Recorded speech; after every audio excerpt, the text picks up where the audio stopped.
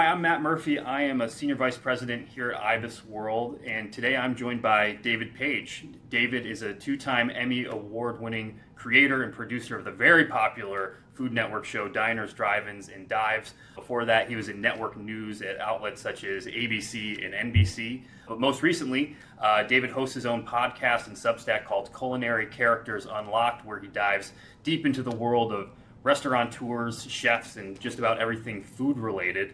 Most recently, a topic that he covered was tariffs and the potential impact of tariffs on restaurants and maybe even some of the trickle-down effect to their patrons.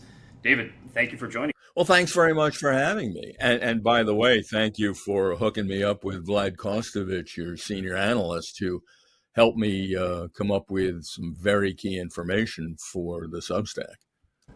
David, maybe just to start with, if there's anything that I missed there, can you tell me a little bit about your journey from the news world into the food world and eventually making your way to Culinary Characters Unlocked? Sure. I worked overseas for many years in the network news business, where I got a sense for the importance that food plays socially far beyond just we got to eat something or that tastes good.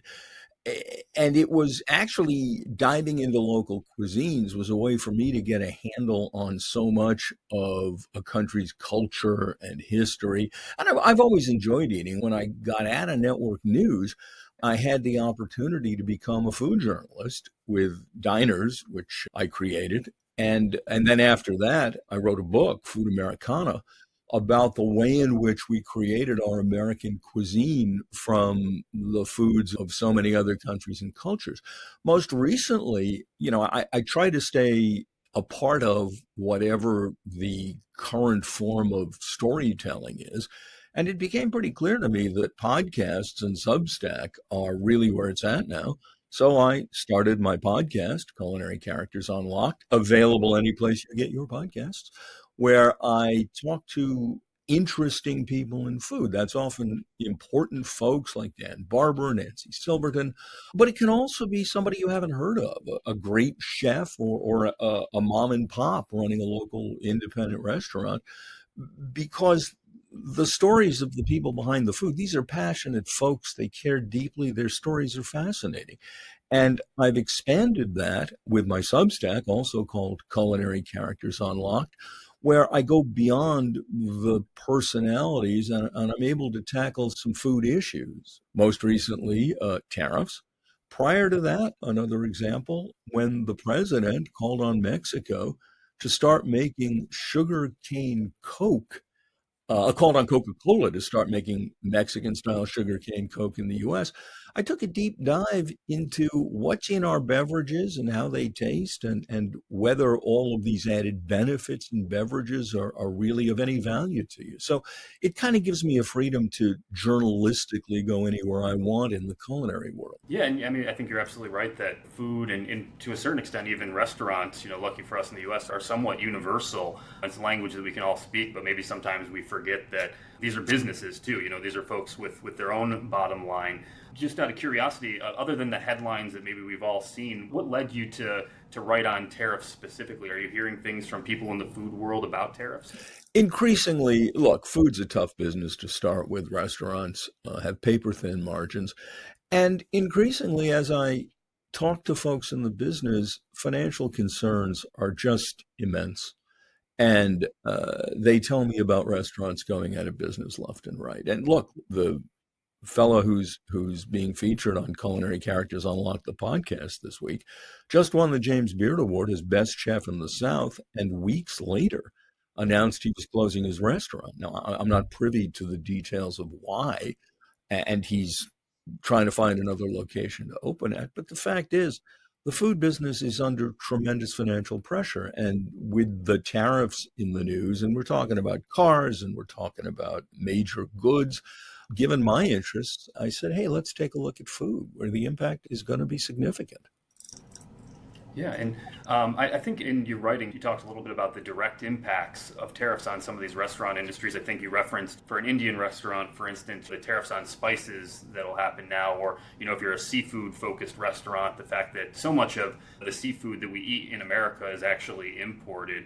Did you uncover anything new or interesting about just some of the direct impacts on some of the goods that we consume at these restaurants? Yeah, it's widespread. It's easy to read that the free trade agreement between the US and Canada exempts much of our produce. But the fact of the matter is, there are all sorts of food categories that are going to be whacked. I mean, seafood you mentioned, and Vlad actually flagged this for me. 80% of the seafood we consume in this country is imported, and half of that comes from non North American sources. Shrimp from India, you mentioned, that's a 50% tariff on India. Olive oil, we get most of our olive oil from the European Union, which is facing 15% tariffs.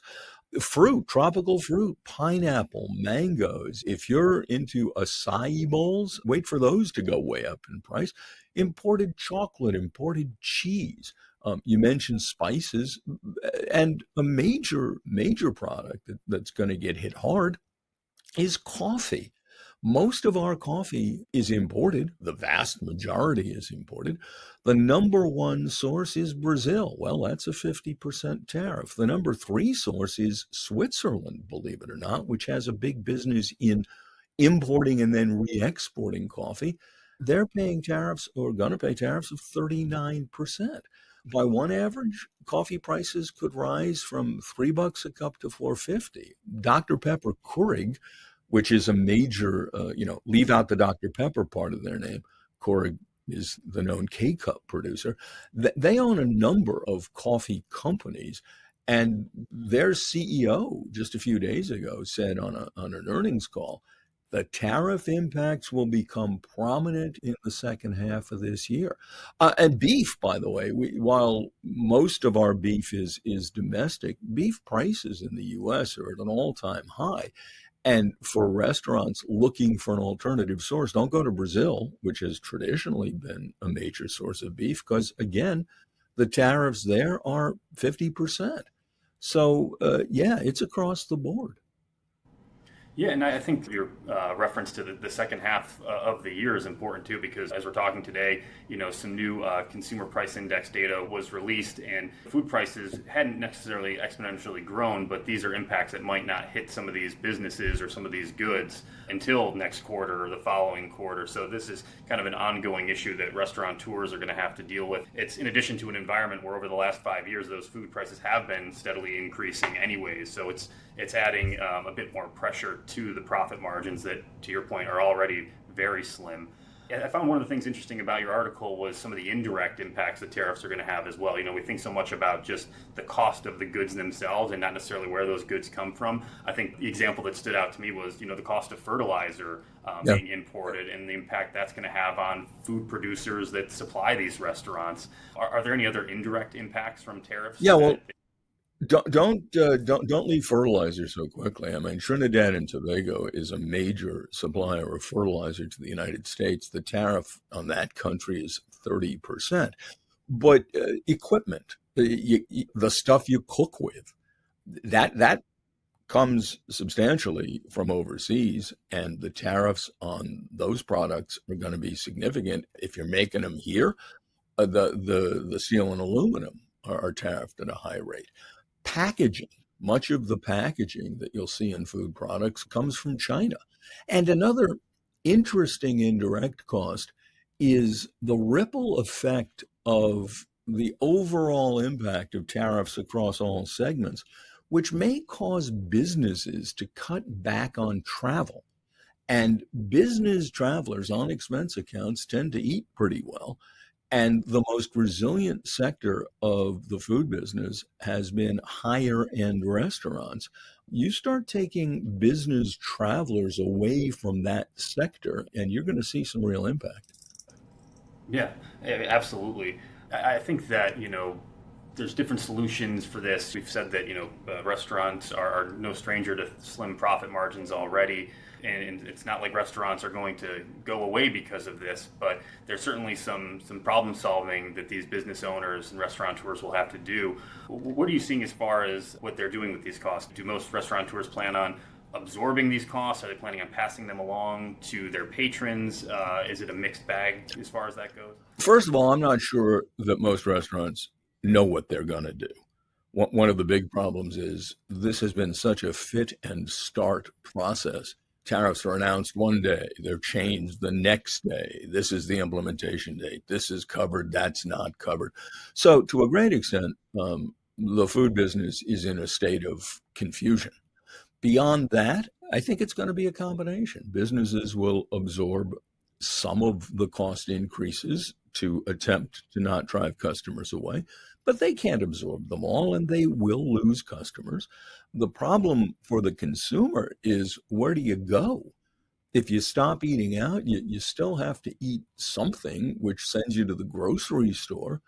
53% of people in a just released survey say they are stressed by the cost of groceries, which have gone up by 3% in the past year and are now going to go up even more to reflect the cost of tariffs. It's a reality without any kind of easy answer. I mean, the fact of the matter is, the Yale Budget Lab says tariffs across the board are going to cost the average household $2,400 a year. And the ripple effects of that on all kinds of businesses, I think, are inevitable.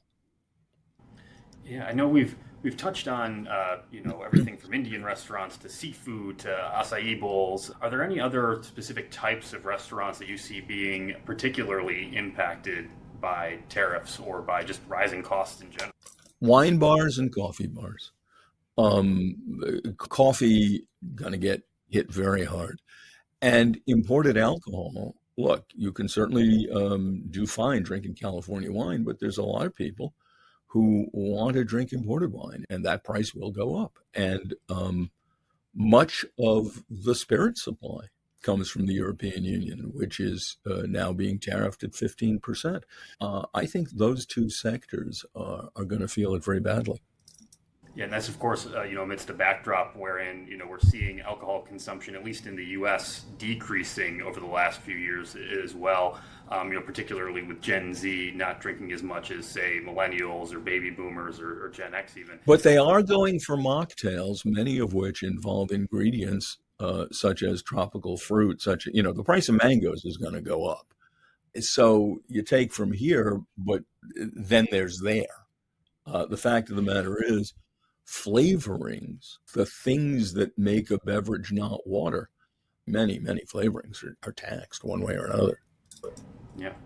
Well, I feel like we've taken a pretty dour note when it comes to the restaurant world, talking about tariffs in particular. And I know you and I haven't discussed this necessarily, but I'm wondering, is there anything that is exciting to you about the food world or the restaurant world right now on a more positive note?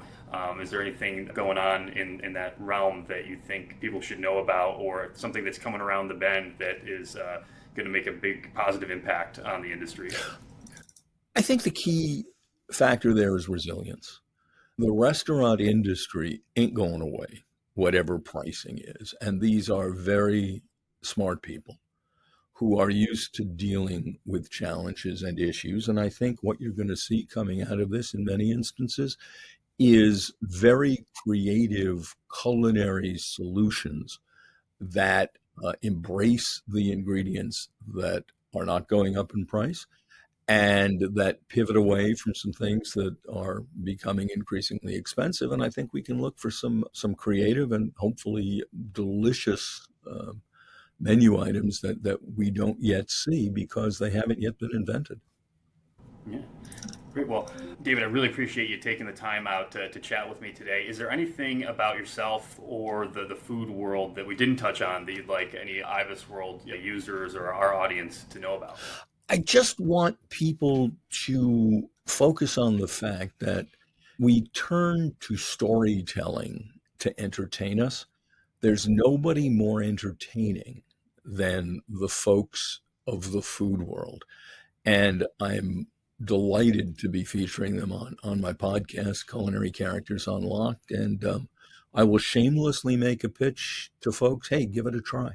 I appreciate it, David. Thank you so much. Thank you.